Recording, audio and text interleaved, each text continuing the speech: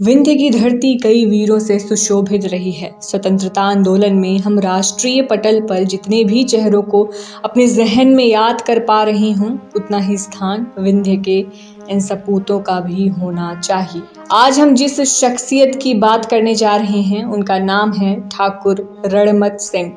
आज़ादी का पहला विद्रोह साल 1857। एक सिपाही विद्रोह से शुरू हुई बगावत देश भर में आग की तरह फैल गई। इसी आग की एक लपट बह रही थी विंध्य के रीवा में।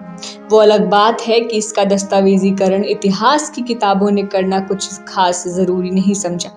खैर, ठाकुर रणमत सिंह 1857 के विद्रोह में एक क्षेत्र के सबसे प्रमुख नेता थे।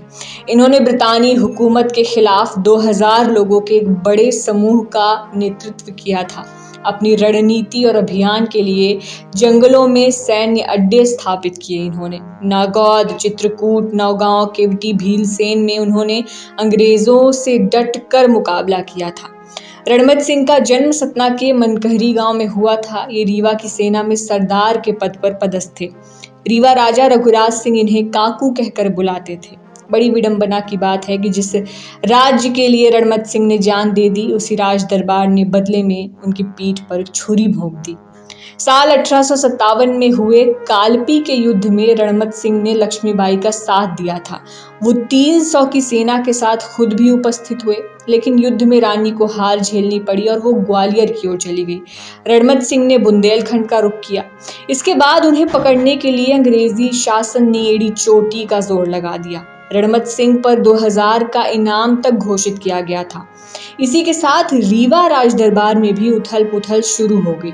रीवा के राजा पर रणमत सिंह की गिरफ्तारी का दबाव बनाया जाने लगा। रणमत सिंह को पत्र लिखा गया और मिलने बुलाया गया राजा द्वारा। मिलने पर उनसे कहा गया कि वो आत्मसमर्पण कर दें, लेकिन उन्होंने मना कर दिया। इसके बाद जब रणमत सिंह अपने एक मित्र विजय शंकर नाग के घर के तहखाने में आराम कर रहे थे, इसकी सूचना महाराज द्वारा ब्रितानी पॉलिटिकल एजेंट्स को दे दी गई। रणमत सिंह धोखे का शिकार हुए, गिरफ्तार कर लिए गए और आगरा जेल में साल 1859 में उन्हें फांसी पर चढ़ा दिया गया।